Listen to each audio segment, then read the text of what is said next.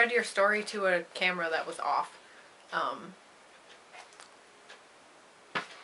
So now I'm going to reread it. You're lucky it's short. But first, I am going to show to you your word of the day. Today's word is kin, or the feminine kinya. It means friend. So if you're male, you would be kin. If you're female, you'd be kinya. So you are my kinya. Aw. Sorry about the coffee stains on your card here. I can't walk with coffee.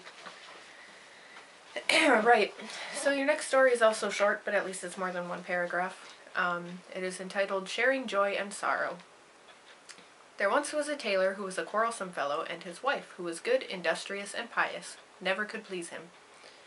Whatever she did, he was not satisfied, but grumbled and scolded, and knocked her about and beat her. As the authorities at last heard of it, they had him summoned and put in prison in order to make him better. He was kept for a while on bread and water, and then set free again. He was forced, however, to promise not to beat his wife any more, but to live with her in peace and share joy and sorrow with her as married people ought to do. All went well for a time, but then he fell into his old ways and was surly and quarrelsome. And because he dared not beat her, he would seize her by the hair and tear it out. The woman escaped from him and sprang out into the yard, but he ran after her with his yard measure and scissors and chased her about, and threw the yard measure and scissors at her, and whatever else came his way. Oh, jeez.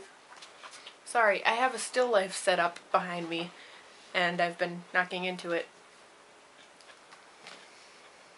Right, he's throwing stuff at her. When he hit her, he laughed, and when he missed her, he stormed and swore. This went on so long that the neighbors came to the wife's assistance. The tailor was again summoned before the magistrates, and reminded of his promise. "Dear gentlemen," said he, "I have kept my word. I have not beaten her, but have shared joy and sorrow with her." "How can that be," said the judge, "when she continually brings such heavy complaints against you?"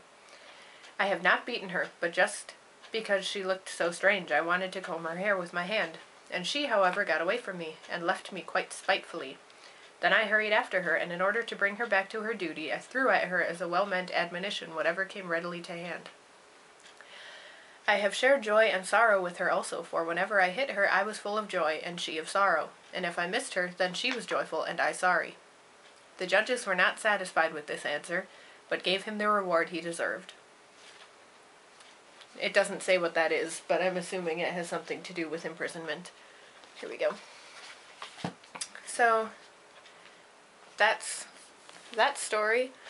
Hope you enjoyed it, and I will see you next time.